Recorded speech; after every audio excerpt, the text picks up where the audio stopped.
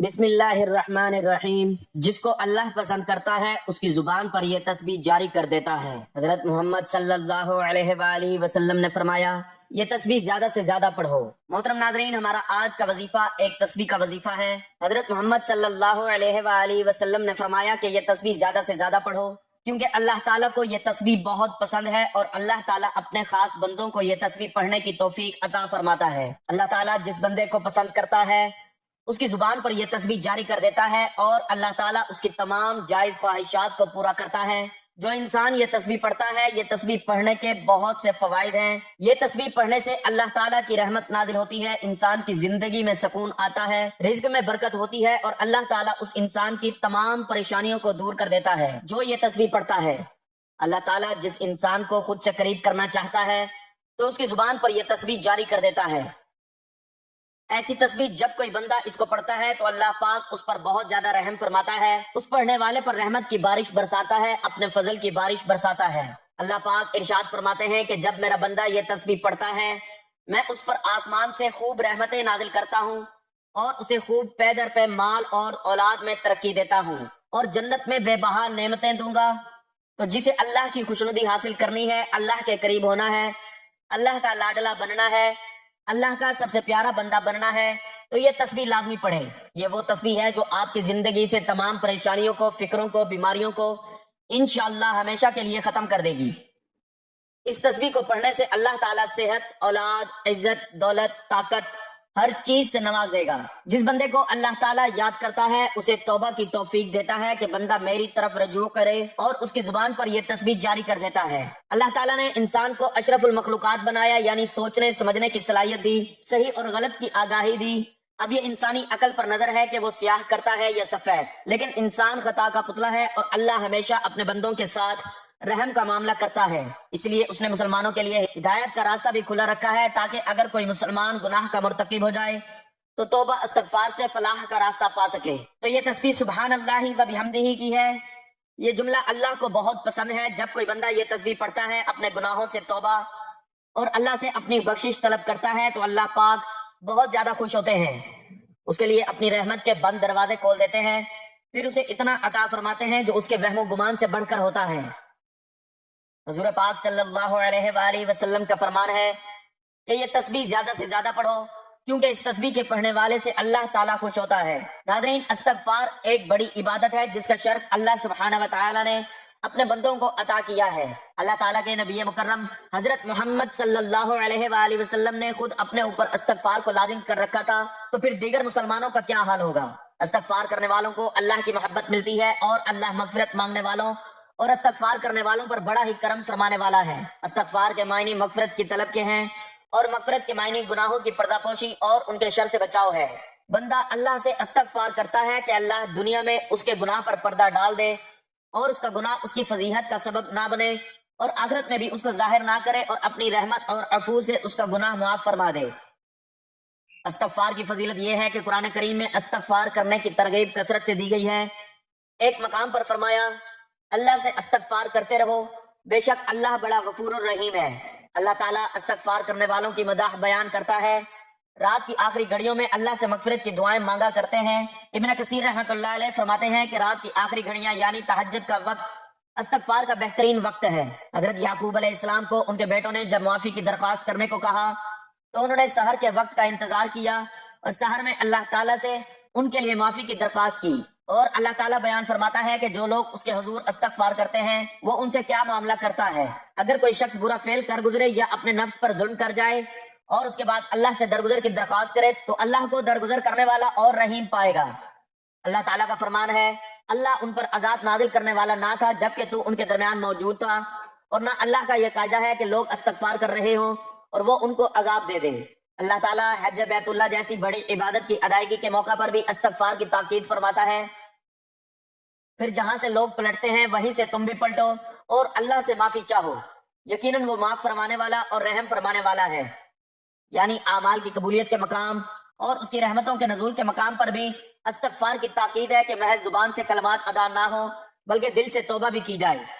اگر زبان دل کی شمولیت کے بغیر استغفار کرتی رہے تو وہ غیر نافع ہے۔ اکثر اوقات توبہ اور استغفار کا ذکر اکٹھے کیا جاتا ہے استغفار اس کیفیت کا نام ہے جب بندہ اللہ کے سامنے اپنے گناہوں کی مغفرت زبان سے مانگتا ہے، اور توبہ اس کے دل اور اعضاء سے اس گناہ کا اثر ختم کر دینے کا نام ہے۔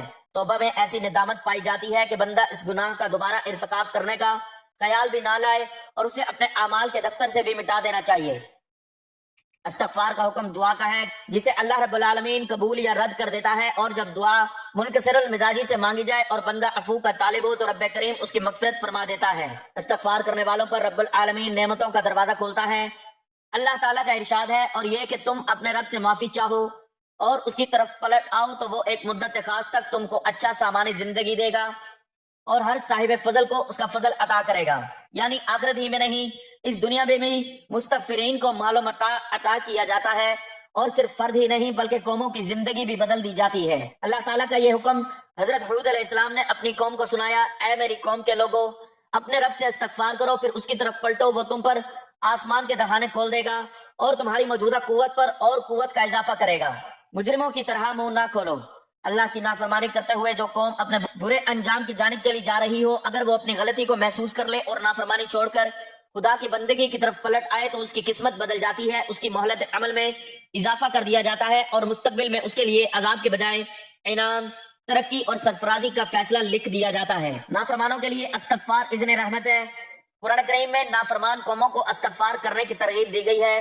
ارشاد ہے، دیکھو اپنے رب سے معافی مانگو اور اس کی طرف پلٹ آؤ، بے شک میرا رب رحیم ہے اور اپنی مخلوق سے محبت رکھتا ہے۔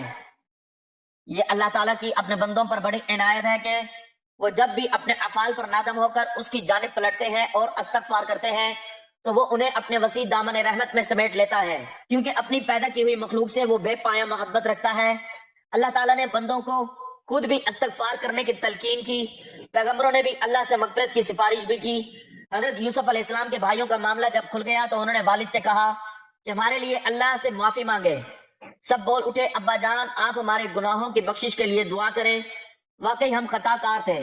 اس نے کہا میں اپنے رب سے تمہارے لیے معافی کی درخواست کروں گا، وہ بڑا معاف کرنے والا اور رحیم ہے۔ ابراہیم علیہ السلام نے بھی اپنے والد کے لیے استغفار کرنے کا وعدہ کیا تھا۔ ابراہیم علیہ السلام نے کہا سلام ہے آپ کو، میں اپنے رب سے دعا کروں گا کہ آپ کو معاف کر دے، میرا رب مجھ پر بڑا ہی مہربان ہے۔ اور کہتے ہوئے انہوں نے باپ کو یہ بھی بتا دیا تھا میں آپ کے لیے معافی ضرور چاہوں گا اور میرے اختیار میں کچھ نہیں ہے کہ میں آپ کو اللہ کی پکڑ سے بچوا لوں۔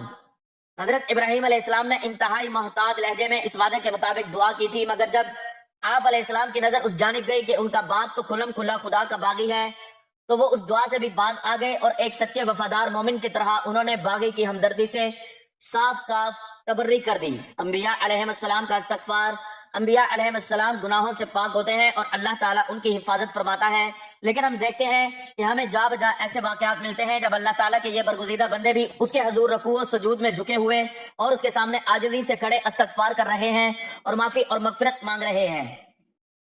حضرت آدم و حوا جنت کا پھل کھانے کے بعد اللہ سے مغفرت کے کلمات سیکھ کر دعا مانگتے ہیں، اے رب ہم نے اپنے اوپر ستم کیا، اب اگر تو نے ہم سے درگزر نہ فرمایا اور رحم نہ کیا تو یقیناً ہم تباہ ہو جائیں گے۔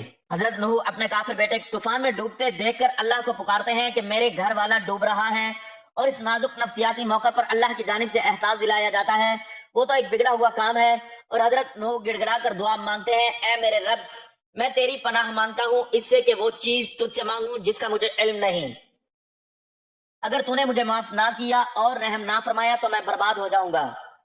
حضرت ابراہیم علیہ السلام بڑی عاجزی سے اللہ کے حضور درگزر کی امید کرتے ہیں، اور جس سے میں امید رکھتا ہوں کہ روز جزا وہ میری خطا معاف فرما دے گا۔ حضرت داؤد علیہ السلام جب نبیوں والے معاملے میں مبتلا فتنہ ہو گئے اور اللہ نے اپنے محبوب بندے کا محاسبہ کیا اور انہیں اپنی تقصیر کا احساس ہوا تو فوراً اسی رب کی جانب پلٹ کر اس سے معافی مانگ لی۔ ان کی کیفیت کو قرآن میں بیان کیا گیا ہے۔ یہ بات کہتے کہتے داؤد سمجھ گیا کہ یہ تو ہم نے دراصل اس کی آزمائش کی ہے، چنانچہ اس نے اپنے رب سے معافی مانگی اور سجدے میں گر گیا اور رجوع کر لیا۔ حضرت سلیمان علیہ السلام کو بھی آزمائش میں ڈالا گیا، جب ان کی کرسی پر ایک جسد لا کر ڈالا گیا تو وہ فوراً اپنی لغزش پر متنبہ ہو گئے اور اپنے رب سے معافی مانگ کر اپنی اس بات سے رجوع کر لیا جس کی وجہ سے وہ فتنے میں پڑے تھے، اور دعا کی، اے میرے رب مجھے معاف کر دے اور مجھے وہ بادشاہی دے جو میرے بعد کسی اور کے لیے سزاوار نہ ہو، بے شک تو ہی اصل داتا ہے۔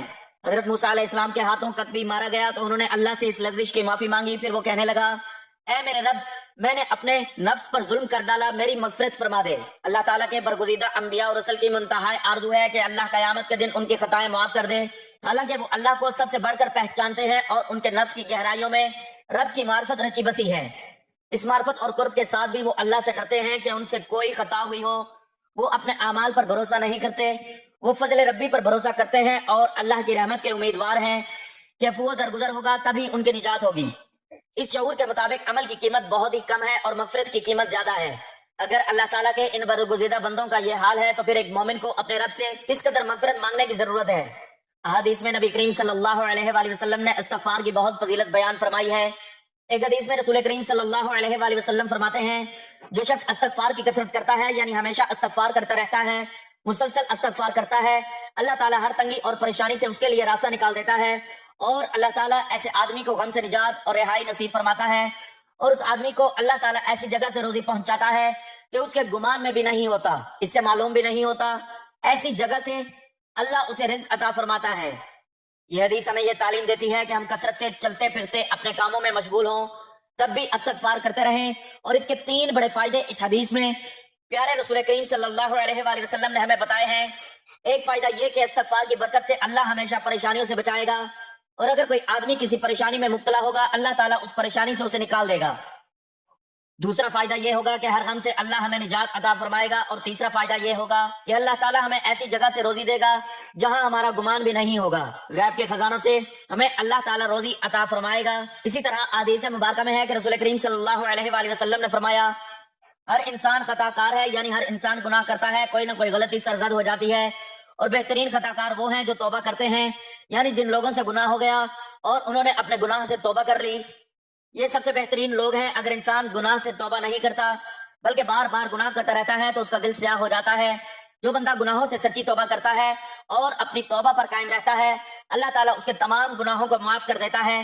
ایک حدیث میں آپ صلی اللہ علیہ وآلہ وسلم فرماتے ہیں، گناہوں سے صحیح اور پختہ توبہ کرنے والا شخص ایسا ہے کہ گویا اس نے گناہ کیا ہی نہ ہو۔ اللہ تعالیٰ ہمیں توبہ و استغفار کی کثرت کرنے کی توفیق عطا فرمائے، آمین۔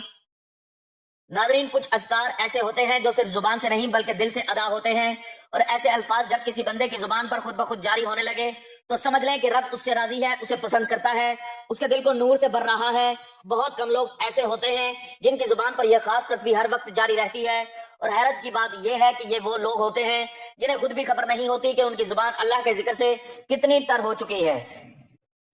یہ تسبیح عام نہیں، یہ اس بندے کی پہچان ہے جسے اللہ نے اپنی قربت عطا کر دی ہو، اور نبی کریم صلی اللہ علیہ وآلہ وسلم نے ایسے لوگوں کے بارے میں وہ الفاظ فرمائے جو دل کو ہلا کر رکھ دیتے ہیں۔ اگر آپ بھی چاہتے ہیں کہ دل کو سکون، روح کو طمانینت اور زندگی میں وہ روحانی روشنی نصیب ہو جو صرف اللہ کے خاص بندوں کو ملتی ہے، تو یہ باتیں آپ کے لیے ایسے لوگوں کی زندگی میں عجیب سی سکون والی کیفیت آ جاتی ہے، جیسے ہر الجھن میں بھی ایک اطمینان، ہر دکھ میں بھی ایک امید، اور ہر پریشانی میں بھی دل کے اندر آواز آتی ہے کہ رب میرے ساتھ ہے، مجھے اکیلا نہیں چھوڑے گا۔ لوگ حیران ہوتے ہیں کہ یہ کیسا سکون ہے، لیکن وہ خود نہیں جانتے کہ ان کی زبان پر جو ذکر جاری ہے وہی ان کی دعاؤں کی قبولیت کا راز ہے۔ وہ ہر بات میں اللہ کو یاد کرتے ہیں، نہ دکھ میں شکوہ کرتے ہیں، نہ خوشی میں غفلت۔ ان کی خاموشی بھی تسبیح بن جاتی ہے اور ان کا چلنا پھرنا بھی عبادت بن جاتا ہے۔ ایسے بندے جب کسی محفل میں بیٹھتے ہیں تو ان کی موجودگی سے دل کو سکون ملتا ہے، جیسے روشنی کی کرن دلوں کو چھو جائے۔ ان کی دعائیں صرف اپنے لیے نہیں بلکہ امت کے لیے ہوتی ہیں۔ یہ وہ لوگ ہوتے ہیں جنہیں رب سن لیتے ہیں اور اپنی زندگی کا رنگ سب سے الگ ہوتا ہے۔ ناظرین، کبھی کبھی انسان اپنی زندگی کے سب سے بڑے مسئلے کا حل صرف ایک جملے میں پا لیتا ہے، لیکن وہ جملہ تب تک اس کے دل میں اترتا نہیں جب تک دل کا دروازہ اللہ کی طرف سے نہ کھلے۔ کچھ الفاظ ایسے ہوتے ہیں جنہیں سن کر دل کانپ جاتا ہے، آنکھوں میں نمی آ جاتی ہے، اور روح خود گواہی دیتی ہے کہ یہ سچ ہے کہ تسبیح بھی ایسا ہی راز ہے جو ہر کسی کو نہیں ملتا۔ صرف وہی لوگ اس طرف راغب ہوتے ہیں جنہیں اللہ ہدایت کے لیے چن لیتا ہے۔ دل کے اندر سے بے قراری، ایک طلب پیدا ہوتی ہے کہ میں بھی وہ الفاظ اپنی زبان پر جاری رکھوں جن سے اللہ خوش، جن سے دلوں کو اطمینان اور زندگی کو برکت نصیب ہوتی ہے، اور یہ بے قراری ہی اصل نشانی ہوتی ہے کہ اللہ تعالیٰ آپ کو اپنے قریب بلا رہے ہیں۔ تو جب انسان کو ایک بار یہ احساس ہو جائے کہ رب کی طرف پلٹنے والا راستہ یہی ہے تو پھر وہ دن رات ایک کر دیتے ہیں، پھر اسی نور کے لیے، اسی طلب کے لیے اور اسی تسبیح کے لیے جو اسے اللہ کے محبوب بندوں کے صف میں لے آئے۔ تو یہ تسبیح ان بندوں کی زبان پر جاری کر دی جاتی ہے جنہیں اللہ تعالیٰ خاص یاد کے لیے منتخب فرما لیتے ہیں، اور اس کا جاری ہونا اس بات کی علامت ہے کہ بندہ اللہ کی رضا کے قریب ہو چکا ہے۔ نبی کریم صلی اللہ علیہ وآلہ وسلم نے فرمایا سبحان اللہ و بحمدہ وہ کلمات ہیں جو زبان پر ہلکے، میزان میں بھاری اور اللہ کو بے حد محبوب ہے۔ اس تسبیح کو روزانہ کم از کم 100 مرتبہ دل کی توجہ اور یقین کے ساتھ پڑھنا ایسا عمل ہے جو انسان کو نہ صرف اللہ کے محبوب بندوں میں شامل کرتا ہے بلکہ دنیا میں عزت، رزق، شہرت، صحت اور سکون جیسی نعمتوں کا دروازہ بھی کھول دیتا ہے۔ یہ تسبیح غربت میں کشادگی، بیماری میں شفا اور دل کی بے سکونی میں اطمینان بن کر نازل ہوتی ہے۔ یہ الفاظ برکت کے دروازے کھولتے ہیں اور ایسے ذرائع پیدا ہوتے ہیں جہاں انسان سوچ بھی نہیں سکتا۔ یہ تسبیح نہ صرف ناممکن کو ممکن بناتی ہے بلکہ انسان کی زندگی کو سراپا نور، پاکیزگی اور عزت سے بھر دیتی ہے۔ اس کا دوام بندے کو دنیا میں مقام عطا کرتے ہیں اور آخرت میں بلند درجہ۔